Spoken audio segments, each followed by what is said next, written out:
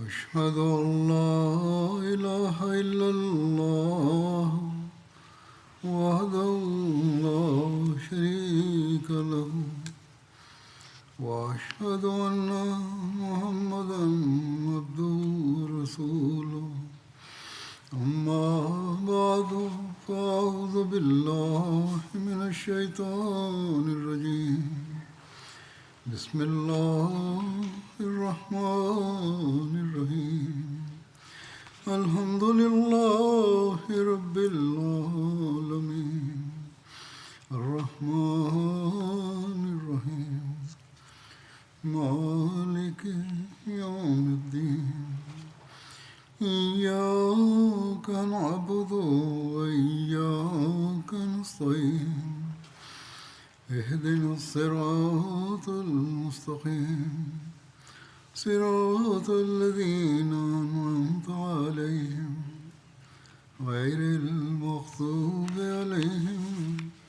ولا الضالين.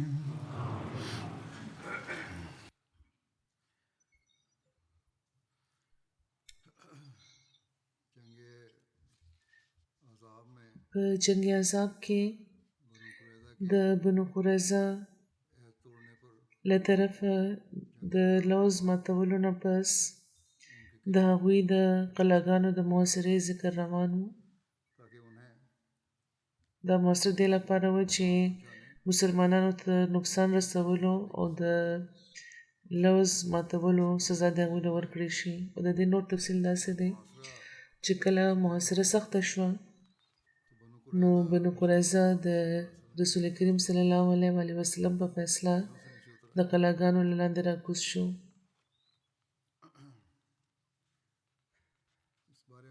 دې باره کې چې دا محاصره د بنو قریظه تر څو ورځو جاري وه دې باره کې مختلف روایتونه دي. ځینې روایتونو کې 10 ورځې، ځینو کې 15 ورځې، ځینو کې 14 ورځې او ځینې ځایونو کې 15 ورځې بیان شوي دي. حضرت مرزا بشیر احمد صاحب د مختلف د تاریخونو د روایتونو نه اخذ کړي دي او بیان فرمایلی دي چې د دغه محاصرې موده کم و زیات 20 ورځې وه.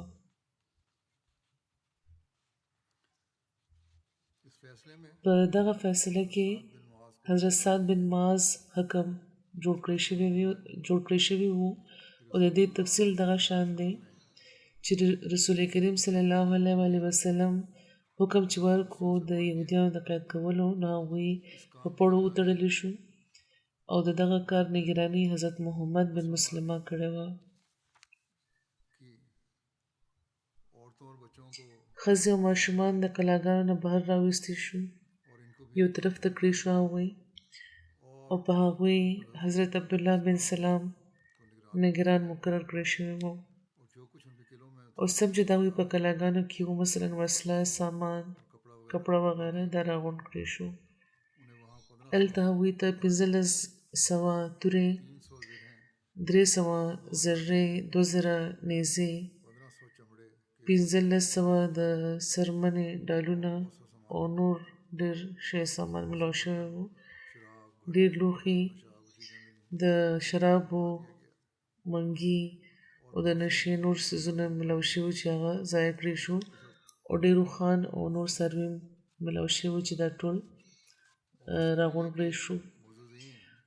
د اوس قبیلې معززین د رسول کریم په خدمت کې حاضر شو او ورته وی چې یا رسول الله صلی الله علیه وسلم بنو قریظه زمونږ حلیفان دي، د عهد شکنۍ په وجه زمونږ حلیفان هم پیمانه دي، شرمنده دي، نو زمونږ له خاطره دې وبخئ. رسول کریم صلی الله علیه وسلم خاموشه ناست و او د اوس والاو اصرار زیاتېده او د هغوی ټول خلک راغله او خواست کول شروع کو. رسول کریم صلی الله علیه وسلم وفرمایل چې آیا تاسو په دغه خبره راضي یئ چې د دې باره کې فیصله تاسو کې د یو تن ته وسپارلی شي؟ نو ټولو وویل چې ولې نه. نو بیا وی فرمایل چې دا معامله سعد بن معاذ ته سپارل کیږي. او یو بل روایت کې دغه شان بیان شوی دی چې رسول کریم صلی الله علیه وسلم فرمایل چې د فیصلې لپاره زما صحابه کې چې څوک غواړي خوښ کړي نو دوی حضرت سعد بن معاذ بیا خوښ کړي وو. رسول کریم صلی الله علیه وسلم په دې راضي شو. حضرت سعد د اوس قبیلې رئیس وو او د بنو قریظه حلیف وو. نو دغه شان د اوس قبیلې خلک صرف دا نه چې مطمئن شو بلکې خوشحاله وو ځکه چې د هغوی خیال دا و چې اوس معامله زموږ په لاس کې ده. او د عربو دستور دا و چې د حلیف به پاسداري کېده. خو د خدای پاک تقدیر نورې فیصلې کړې وې او د حضرت سعد پاکیزه او مخلص زړه د خدای او د هغه د رسول صلی الله علیه وسلم په ټولو رشتو په تعلقاتو مقدم کړی وو. حضرت سعد هغه وخت د مدینې په جومات کې د رفیده اسلامیه په خیمه کې وو.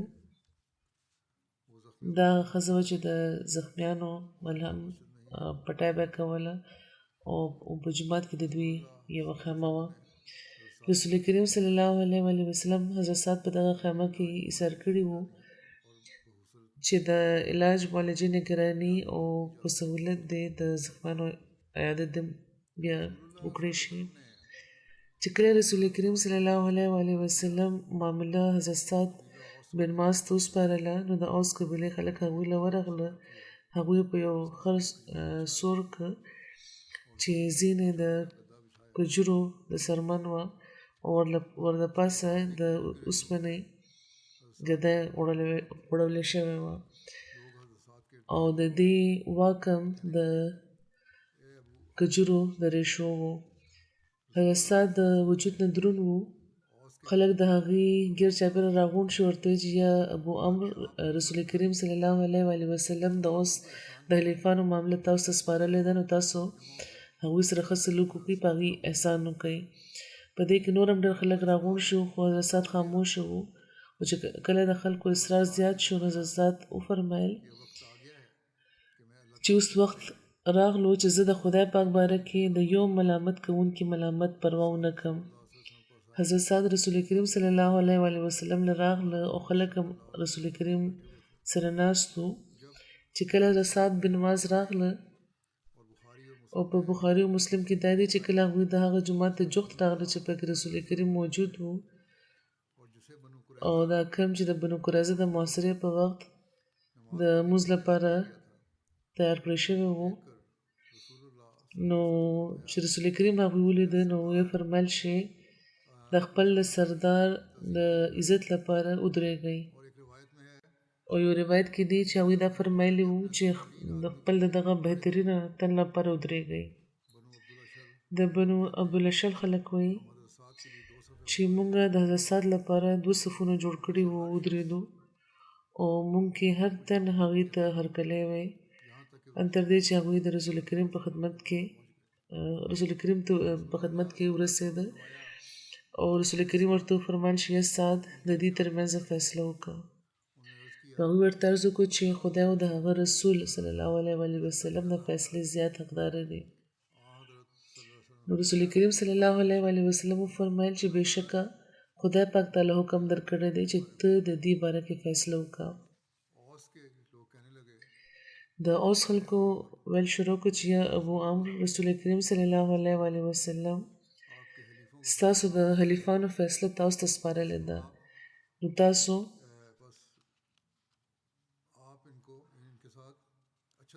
دې سره ښه سلوک وکړئ او د دې مصیبتونه ځان ته مخې ته کېږدئ. حضرت سعد وفرمایل چې آیا تاسو به د بنو قریظه باره کې زما په فیصله راضي؟ نو هغوی ورته وویل چې موږ ستاسو په فیصله هغه وخت نه راضي یو چې کله تاسو موجود نه وئ دلته. ستاسو په غیر حاضرۍ کې موږ ستاسو نامه تجویز کړې وه. زموږ له طرفه تاسو اختیار لرئ او موږ دا امید لرو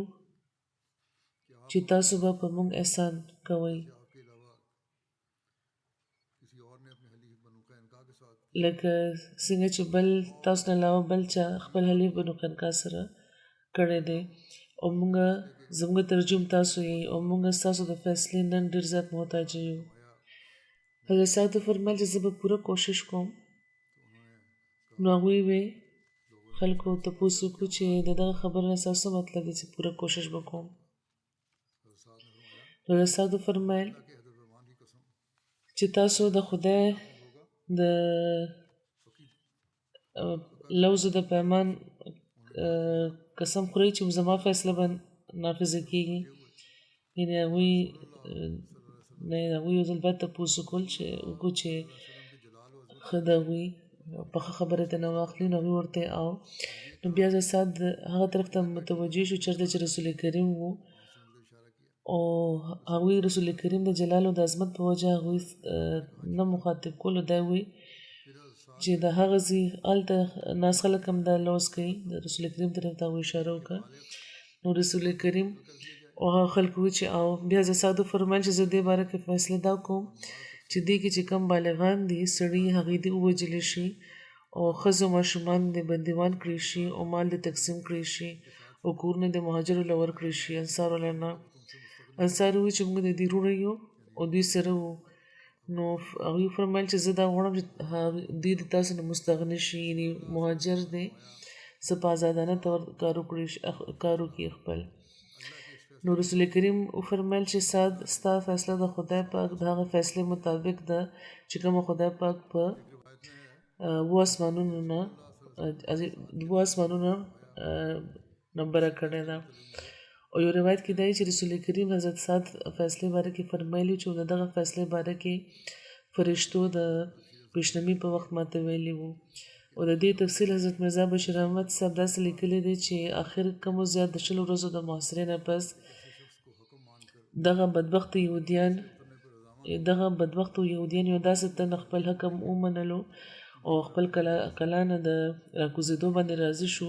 چې باوجود چې له دې چې د دې حلیف خو د دوی د کاروایانو په وجه په زړه کې د دې لپاره هغوی هغه رحم نه کتو او هغه څه خو د عدل او د انصاف مجسمه و خو د هغه په زړه کې د رحمت للعالمین په شان شفقت او رافت نه و او تفصیل د دغه اجمل دا دی چې د اوس قبیله د بنو قریظه له پخوا راڅخه حلیف وه او په هغه زمانه کې د دغه قبیلې رئیس سعد بن معاذ و چې د خندق په غزا کې هغوی ژوبل شوي وو اوس د جومات چې کوم سین و هلته هغوی زیر علاج وو نو سعد سور راغلی وو په لاره کې هغوی د اوس قبیلې ځینو خلکو ته د اوس قبیلې ځینې خلکو دوی ته اصرار کولو او بار بار یې ترې دا خواست کولو چې قریظه زموږ حلیفان دي او لکه څنګه خزرج خپل حلیف قبیلې بنو قینقاع سره نرمي کړې وه نو تاسو هم د قریظه سره به د رعایت معامله کوئ او سخته سزا به ورله نه ورکوئ سعد بن معاذ خو مخکې خو په خاموشۍ د هغوی خبرې اورېدې خو چې کله د هغوی له طرفه اصرار زیاتېدل شروع شو نو سعد ورته وویل چې دا هغه وخت دی چې سعد به په دغه وخت کې د حق او د انصاف په معامله کې د یو ملامت کوونکي د ملامت پروا نه شي کولی نو خلکو چې دا جواب واورېد نو خاموشه شو او چې کله سعد رسول کریم صلی الله علیه وسلم ته جوخت ورسېده نو رسول کریم صحابه ته وفرمیل چې کومو الی سیدکم یعنې د خپل د رئیس لپاره راپاسئ او د لاندې راکوزېدو کې هغه مدد وکړي او چې کله هغې لاندې راکوز شو نو رسول کریم طرف ته ورمخکې شو نو هغوی ورته وفرمیل چې سعد بنو قریظه ته حکم منلی یې او د هغې باره کې چې ته څه فیصله کې هغې ته به منظوره یې او په دې سعد د خپلې قبیلې د اوس خلکو ته طرف ته نظر کو ورته وویل چې آیا تاسو خدای پاک حاضر و ناظر ګڼئ او دا پوښ لوز کوئ چې تاسو په هر حال کې په هغه فیصله باندې عمل کولو پابند یې چې کوم به زه د بنو قریظه باره کې کوم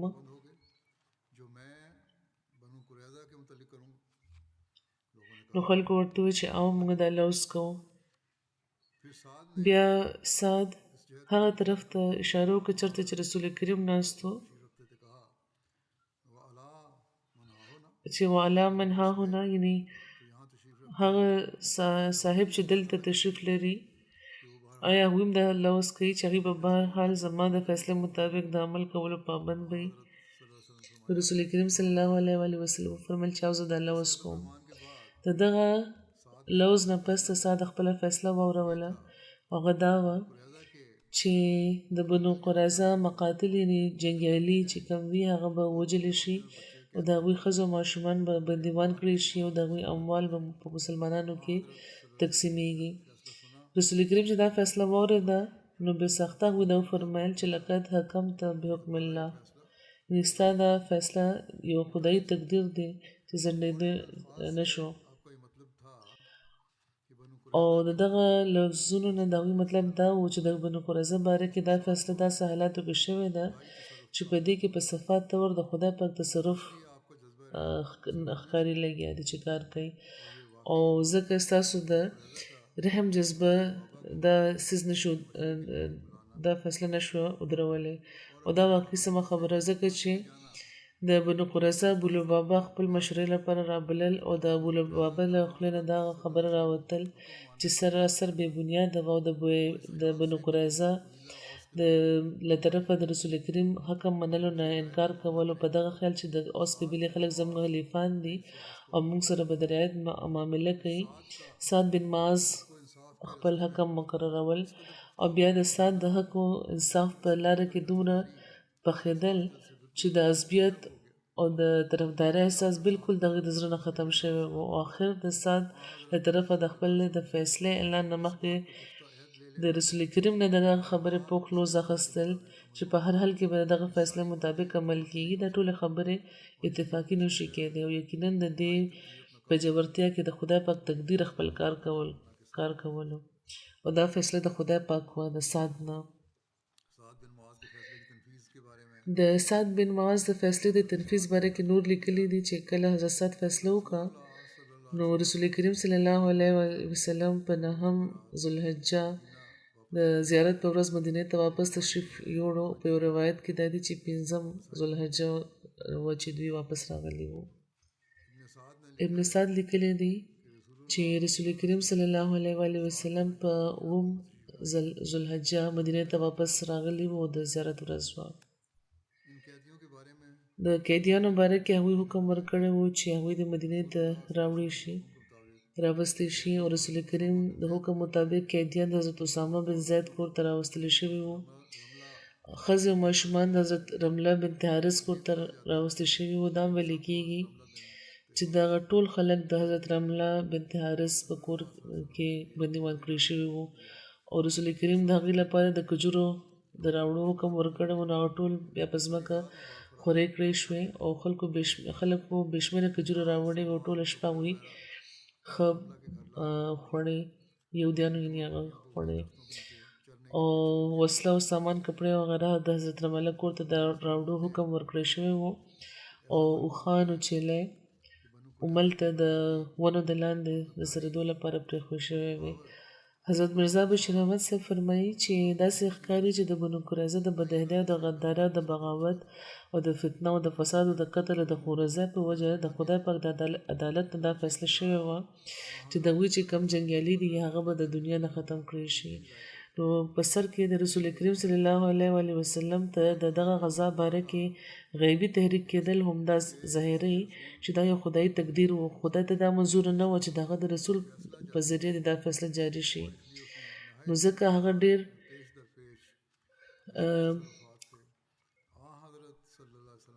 په پیچداره غیبي تصرفاتو په ذریعه رسول کریم بیخي دې نه معاملې نه بیل وساتل او د حضرت سعد بن معاذ په ذریعه د دغه فیصله اعلان وکړو او فیصله هم په داسې رنګ کې وکړی شوه چې رسول کریم په هېڅ دخل نشو ورکولی ځکه چې هغوی لوز فرمایلی و چې هغوی په هر حال کې د دغه فیصلې پابندي کوي چې کومه فیصله به حضرت سعد کوي د رسول کریم صلی الله علیه وسلم په ذات باندې چې کوم اغیار اعتراضونه کوي او ځینې وخت زموږ چې کوم زلمي دي د هغوی زهرجن کوي دا خلک چې دا وایي چې نعوذ بالله هغوی په بنو قریظه باندې ظلم کړی و نو د هغې ډېر واضح جواب دا دی چې فیصله خو رسول کریم کړې نه وه او فیصله هم د هغوی د حلیف نه خدای پاک هغوی لپاره کړې وه او هغه رسول کریم نه لوز هم اخیستی و بهرحال چونکې د دغه فیصلې صرف د هغوی په ذات باندې نه پرېوتو بلکې په ټولو مسلمانانو راتلو نو ځکه هم هغوی خپل حق دا نه ګڼلو چې په خپله رایه د که هغه څومره هم د عفو د رحم طرف ته مایلې وي دغه فیصله بدله کړي همدا د خدای پاک تصرف و چې د کم طاقت نه چې متاثر شو د هغې د خولې نه بې اختیاره د الفاظ راوتي وو چې قد حکمته بحکم الله نو یې ستا دا فیصله خو د خدای پاک تقدیر معلومیږي چې د بدلولو یې څوک توان نه لري دا الفاظ هغوی وویل په خاموشۍ هلته نه پاڅېده او د ښار طرف ته لاړه او هغه د هغوی زړه په دغه خیال دردېدو چې یو کام چې د ایمان راوړو د هغوی په زړه کې د رسول کریم په زړه کې ډېر خواهش و هغه د خپل بدکردارۍ په وجه د ایمان نه محرومه شو او د خدای پاک د قهر او د عذاب نشانه شو او غالبا په دغه موقع هغوی د حسرت نه ډک الفاظ فرمایلی وو چې لو آمن بی اشر من الیهود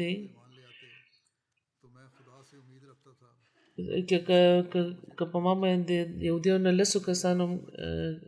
ایمان راوړی وی نو ما د خدای پاک نه دا امید لرلو چې د دغه ټول کام به زه منلی وی او د خدای پاک د عذاب نه مې دا بچ شوی وی هلته نه چې هغوی پاڅېده نو دا حکم یې ورکړو چې د بنو قریظه سړي او ښځې او ماشومان دې بیل بیل کړی شي نو دا دواړه ډلې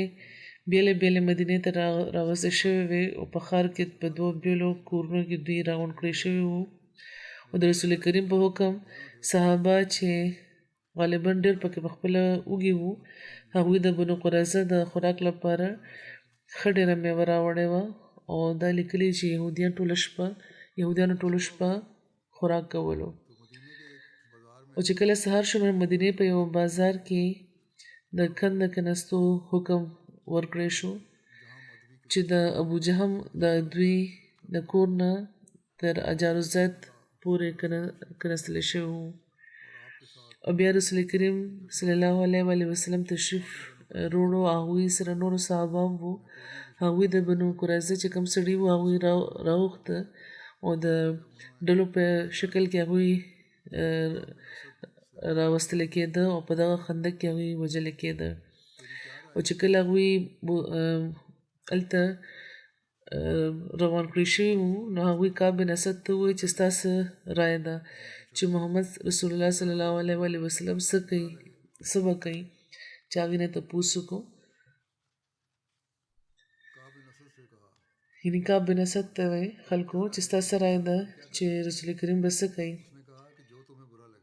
نو هغوی ورته وویل چې هغه څه به کوي چې تاسو ته به ښه نه لګي تاسو ته به بد ښکاري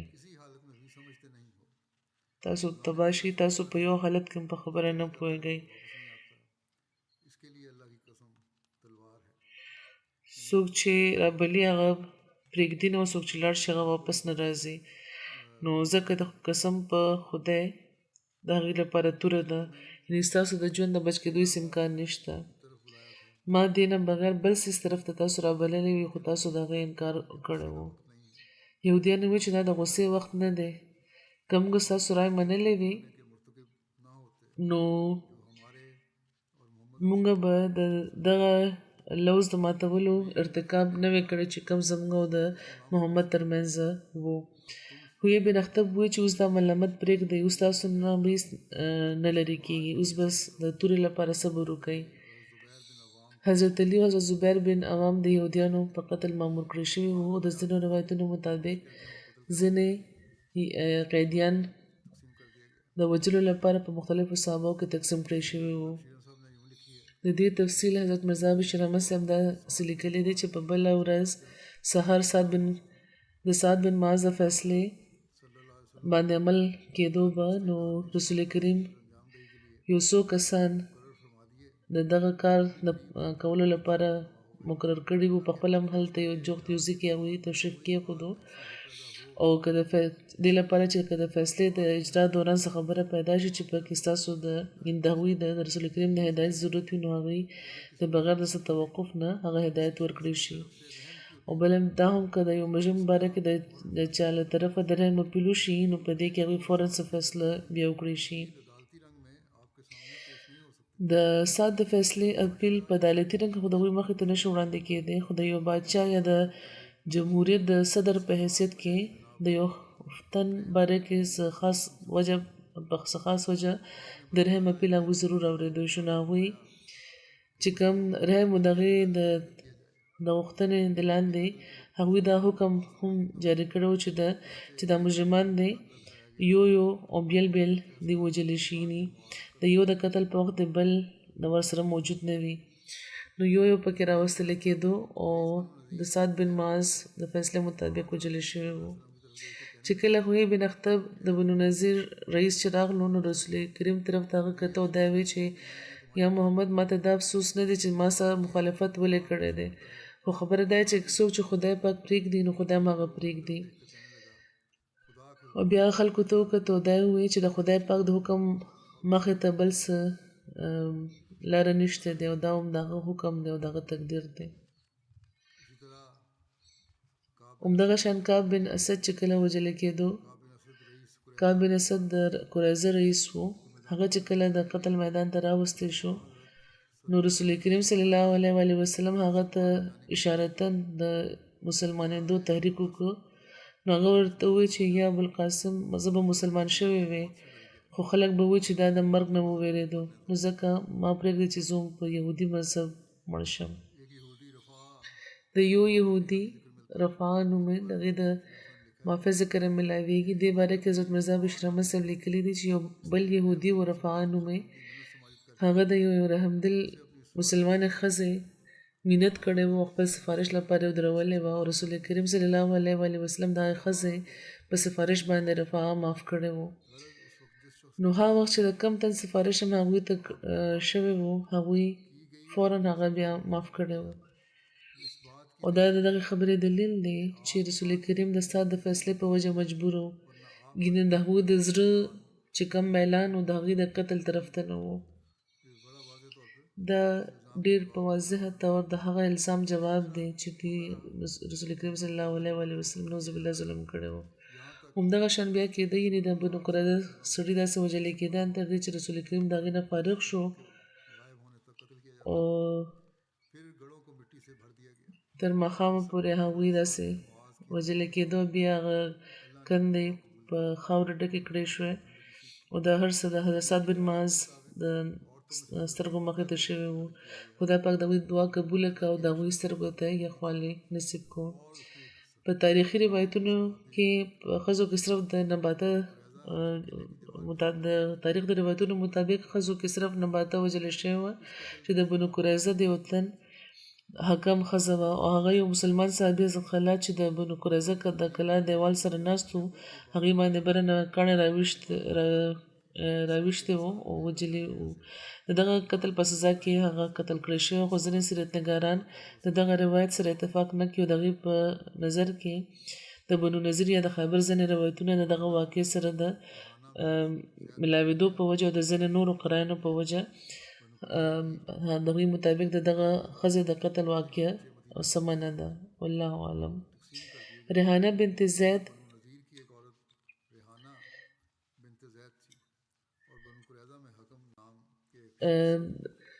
د واقع ذکر ملاویږي د بنو قریظه قیدیان چې کومې ښځې وې او ماشومان د مدینې د مسلمانانو کې تقسیم کړی شوي وو او په دې کې د بنو نذیر یوه ښځه ریحانه بنت زید و چې د بنو قریظه د حکم نوم یو تن او هغې سره واده کړی رسول کریم هغه ځان لپاره منتخب کړی وه او د ځینو په خیال د اسلام قبول کړی او د ځینو په خیال رسول کریم دا د ویزې په طور ساتلی وه او د ځینو په خیال ورسره واده کړی و مختلف روایتونه دي څه رښتیا دي څه غلط دي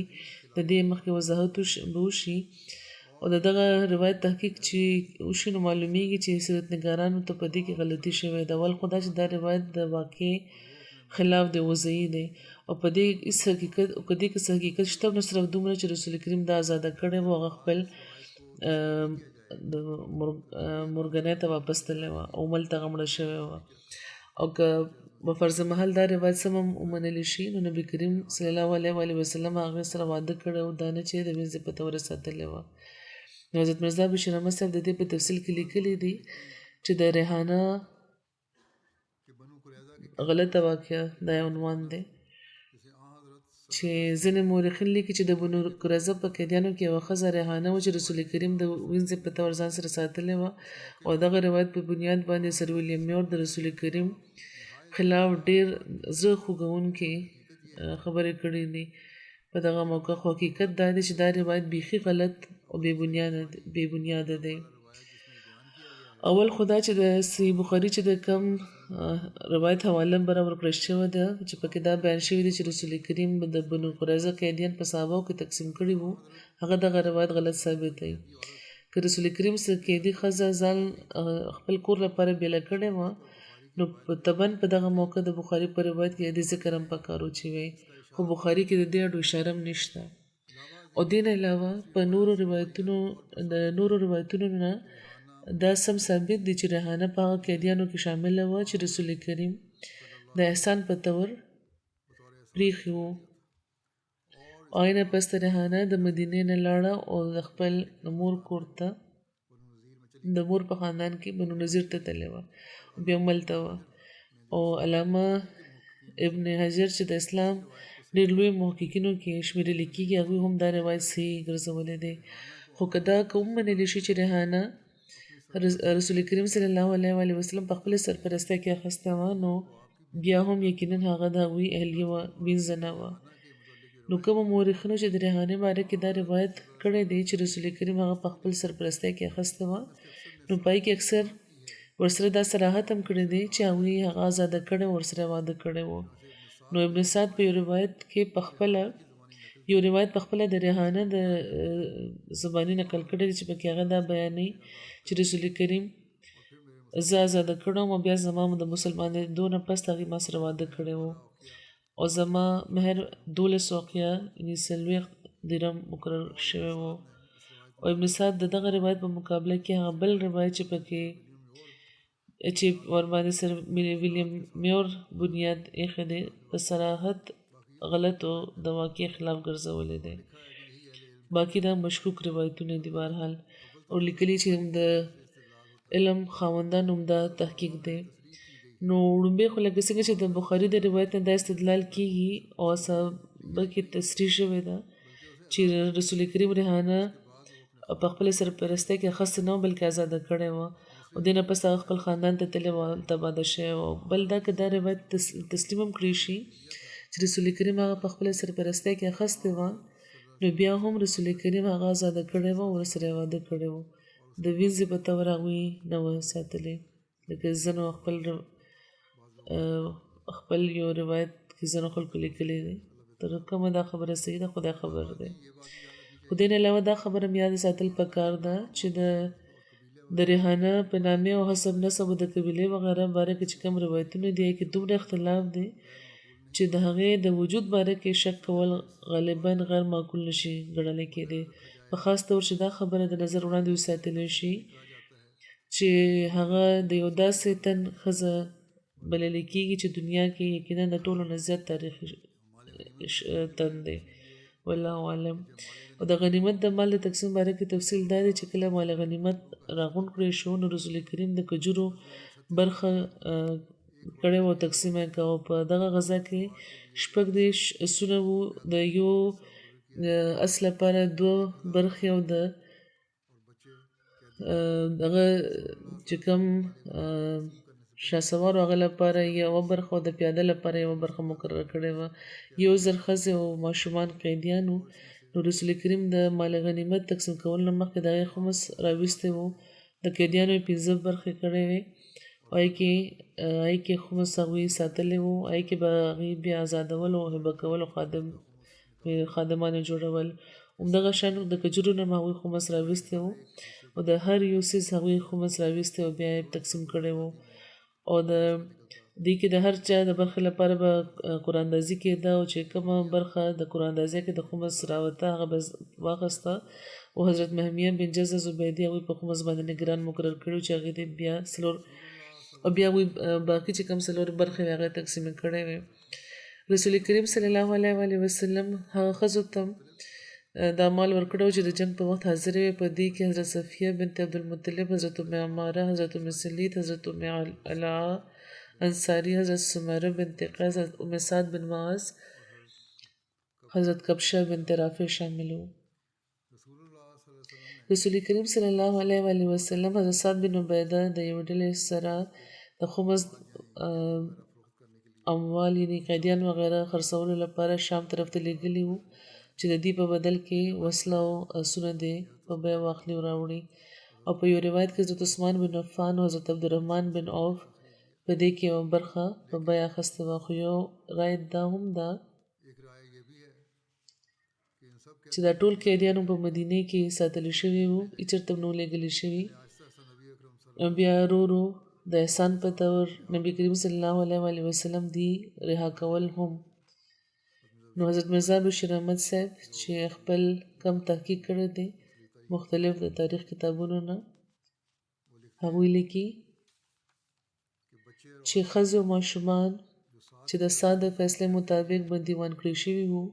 د هغې باره کې د ځینې روایتونو نه دا معلومیږي چې رسول کریم صلی الله علیه وسلم هغوی د نجد طرف ته لیږلي وو چې چېرته ځینې د نجد قبیلو د هغوی فدیې ورکړې وو، هغوی خلاص کړي وو. او په دغه پیسو مسلمانانو خپل د جنګي ضرورتو لپاره اسونه او وسله په بیه اخیسته وه. که داسې شوي نه هېڅ پرېږده نه ده، ځکه چې د نجد قبیلې او بنو قریظه خلیفان وو. او د قریظه د غزا نه صرف یو څو ورځې مخکې هغوی د احزابو په غزا کې د مسلمانانو خلاف یو ځای جنګېدلي وو. او اصل کې د نجد د خلکو په لمسون د قریظه خلکو د رسول کریم خلاف د بغاوت علم بلند کړی وو. او که د نجد خلکو د خپل حلیف بنو قریظه د قیدیان د مسلمانانو نه خلاص کړي وي، نو دا د تعجب خبره نه ده. خو صحیح روایتونه دا معلومیږي چې دا قیدیان هم په مدینې کې وي، چېرته هم نه وتلي. او رسول کریم صلی الله علیه وسلم دوی د دستور مطابق د مختلف صحابیانو په نگرانۍ کې تقسیم کړي وو. او بیا هغې کې ځینې داسې وو چې خپله فدیه هغوی په خپله ورکړې وه او رهایي ترلاسه کړې وه،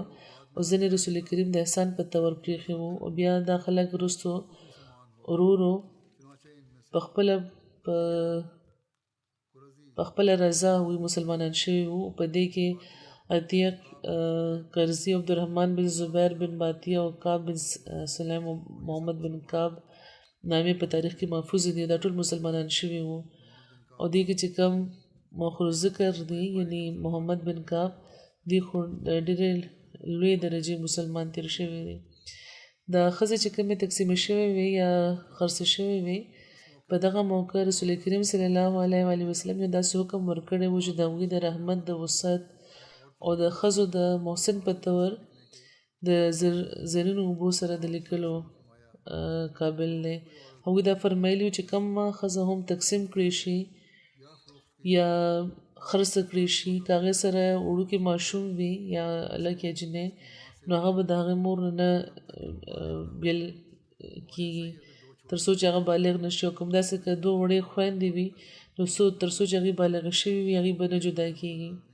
نو دا و د رحمت للعالمین عمل، په ښځو باندې د هغوی احسان او په قیدیانو باندې د هغوی احسان او په خپلو مخالفینو د هغوی احسان. خو نن سبا د مسلمانانو سهل دی چې د خدای او د رسول په نامه خلک د کورونو نه بې کوره کوي لګیا دي، وباسي لګیا دي، وژني یې. او بیا د دې نتیجه دا راوځي لګیا ده چې د مسلمانانو خپل عزت ختمیږي لګیا دی. خدای پاک دی دغو مسلمانانو له هم عقل او پوهه ورکړي.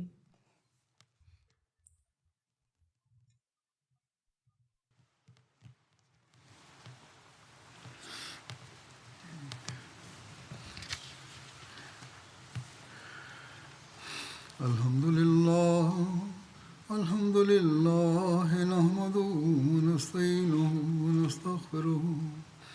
ونؤمن به ونتوكل عليه ونعوذ بالله من شرور أنفسنا ومن سيئات أعمالنا من يهده الله فلا مضل له ومن يضلل فلا هادي له ونشهد أن لا إله إلا الله ونشهد أن محمدا عبده ورسوله عباد الله رحمكم الله إن الله يأمر بالعدل والإحسان وإيتاء ذي القربى وينهى عن الفحشاء والمنكر والبغي يعظكم لعلكم تذكرون واذكروا الله يذكركم وادعوه يستجب لكم ولذكر الله أكبر